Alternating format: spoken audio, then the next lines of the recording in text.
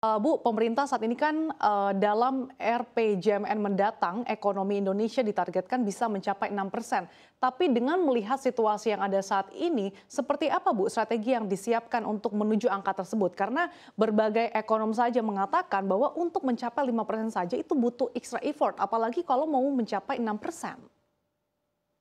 Eee, saya boleh koreksi sedikit ya, yang 6% itu bukan angka di dalam RPJMN, tetapi itu adalah, rata-rata pertumbuhan ekonomi yang akan kita tetapkan atau kita capai di dalam RPJPN. Mhm. Jadi RPJPN itu adalah Rencana Pembangunan Jangka Panjang Nasional, sementara kalau RPJMN itu Rencana Pembangunan Jangka Menengah Nasional yang 5 tahun, Mbak.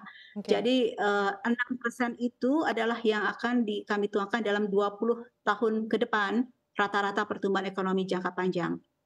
Nah, eee, mengapa pertanyaannya adalah harus 6%? Karena itulah syarat kita bisa keluar dari middle income trap. Bayangkan, Mbak, bahwa kita itu sudah berada dalam middle income trap itu selama 30 tahun. Sejak 1993 Indonesia, naik statusnya dari low income menjadi lower middle income. Mhm. Nah, sampai saat ini, Indonesia itu statusnya masih di dalam middle income. Jadi sejak 1993 sampai dengan 2023 kita memang, statusnya middle income. Tetapi yang perlu kita catat bahwa dengan pertumbuhan ekonomi yang 5,31% di tahun 2022, ini kita sudah, akan naik statusnya dari lower middle income menjadi high income kembali. Maaf, menjadi upper middle income. Jadi kan waktu tahun 2019 sebenarnya, status ekonomi Indonesia sudah masuk ke dalam upper middle income. Mhm. Nah, waktu krisis kita, turun statusnya menjadi lower middle income.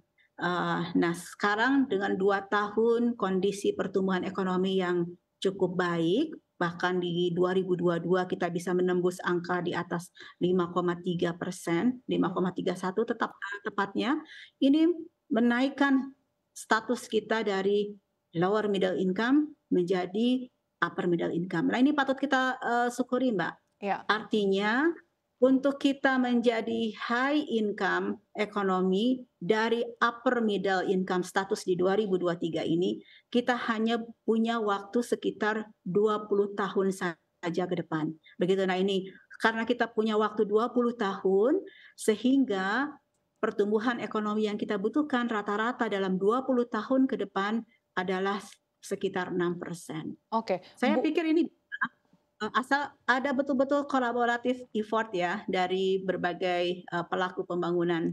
Oke, Bu Winnie, dengan waktu yang kita miliki hanya sekitar 20 tahun, selain tadi dari kolaborasi, sebetulnya langkah taktis apa sih Bu yang kita perlu lakukan begitu Bu? Karena untuk mencapai rata-rata pertumbuhan ekonomi yang tadi Anda katakan 20 tahun ke depan 6%, tapi kalau kita melihat secara rata-rata pertumbuhan ekonomi Indonesia dari 2015, 2022 hanya sekitar 4% saja Bu Winnie. Ya, kita kan sudah melihat nih Mbak, bahwa memang, eee, sebelum COVID-19, sebelum pandemi, memang rata-rata pertumbuhan kita hanya 5%. Itu sebenarnya di bawah pertumbuhan potensial yang kita miliki. Sementara kalau kita lihat dengan effort yang cukup baik nih dalam 2 tahun terakhir, Indonesia termasuk salah satu negara yang, pulih ekonominya dengan sangat cepat di tahun 2021 saja kita sudah tumbuh positif. Mhm. 2020 kita tumbuh negatif kan, -2,07%. Tetapi setahun kemudian, dalam waktu yang tidak terlalu lama di saat negara lain juga masih terkontraksi akibat pandemi Covid, tetapi di tahun 2021 kita bisa langsung tumbuh positif, sekitar 3,7. Nah, di tahun 2022 kita bisa menembus angka di atas 5,3%, Pak. Artinya ini pertumbuhan ekonomi kita 2022 ini jauh lebih baik dibandingkan dengan rata-rata yang 5,0% yang kita miliki sebelum, Oke, pandemi Covid. Nah menarik nih ini, Bu. yang ingin saya sampaikan adalah ini momentum yang sangat baik untuk kita mempertahankan momentum pertumbuhan ekonomi Indonesia. Karena momentum inilah yang harus kita jaga beberapa berbagai upaya yang pemerintah lakukan bersama-sama Iya, dengan, pelaku pembangunan lainnya ini harus kita terus kita kawal dan kita jaga, terutama sasaran-sasaran pertumbuhan ekonomi yang kami tetapkan di Bappenas. Jadi setiap tahun nih Mbak, Bappenas itu mengeluarkan dokumen rencana kerja pemerintah. Nah, di dalam rencana kerja pemerintah ini ada sasaran-sasaran pembangunan utama, apa saja tuh Bu salah sasaran satunya pembangunan utama itu? pertumbuhan ekonomi, ya, kemudian, angka kemiskinan, tingkat pengangguran, kemudian Gini ratio, IPM, kemudian emisi gas rumah kaca.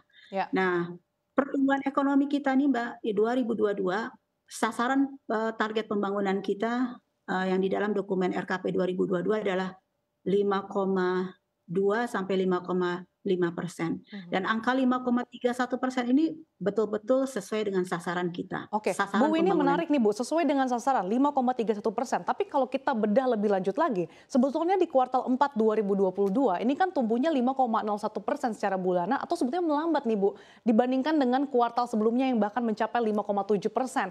Padahal secara seasonal di kuartal 4 ini kan ada momentum tahun baru dan juga Natal. Nah ini artinya konsumsi rumah tangga kita yang menjadi penopang pertumbuhan ekonomi tidak optimal. Nah, seperti apa Anda melihat ini dan apa yang perlu dilakukan oleh pemerintah? Ya, kami biasanya tidak melihat Q to Q ya kalau untuk pertumbuhan lebih baik year on year atau full year.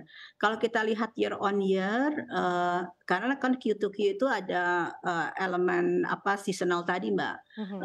Sementara kalau kita lihat, year on year, kita bandingkan, momen-momen apa namanya, eee, Natal, Tahun Baru, itu kan selalu terjadi di bulan Desember.